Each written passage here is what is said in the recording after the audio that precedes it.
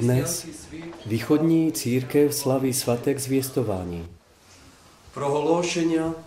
Vyhlášení byzantského katolického patriarchátu 5. dubna 2011 roku v Žoukvě proběhl synod biskupů ukrajinské pravověrné řecko-katolické církve. Na synodu byla rozebírána otázka krizového stavu v katolické církvi, a to především narušení spasitelné víry a přijetí do církve nového učení a jiného ducha, který protiřečí základním pravdám evangelia a apoštolské tradice. Synod se usnesl založit personální byzantský katolický patriarchát. Cílem nově vzniklého patriarchátu je sjednotit všechny věřící, kteří chtějí zachovat neposkvrněný poklad katolické víry, a to bez ohledu na jejich národnost či přináležitost k jakékoliv katolické církvi či tradici. Prvním patriarchou byl vybrán arcibiskup Eliáš Antonín Dohnal. Do nově utvořeného patriarchátu patří i ukrajinská pravověrná řecko-katolická církev. Jejíž hlavou i nadále zůstává arcibiskup Michail Osidač. Pane, dej nově zvolenému patriarchovi Eliášovi Antonínovi Dohnalovi mnohé požehnané roky.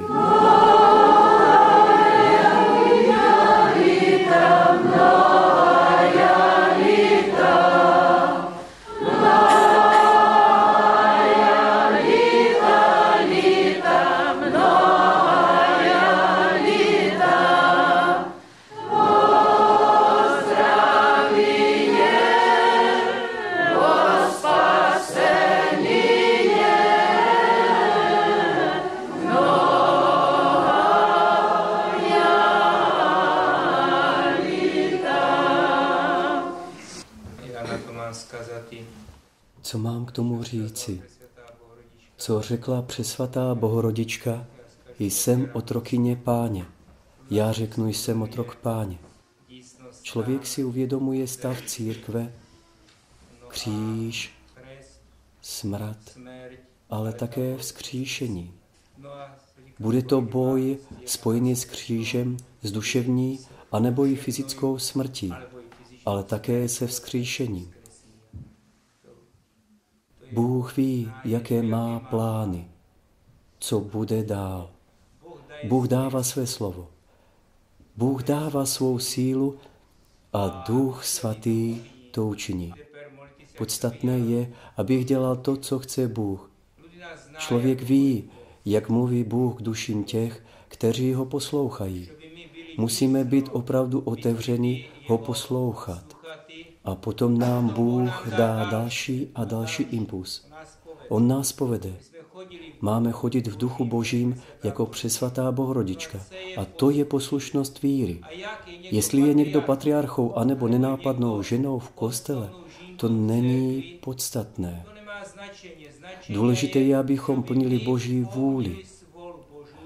Abychom, až jednou budeme stát před Božím soudem, před Bohem, mohli vydat účty z našeho života.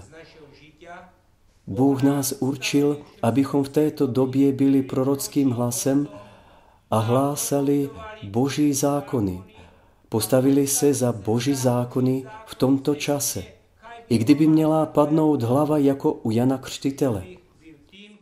Modlete se, abych byl tím, kým mám být, abych nebyl zrádcem jako Jidáš, ale abych byl opravdu jako apoštol Jan, který stál pod křížem a byl nejenom apoštolem, ale i prorokem.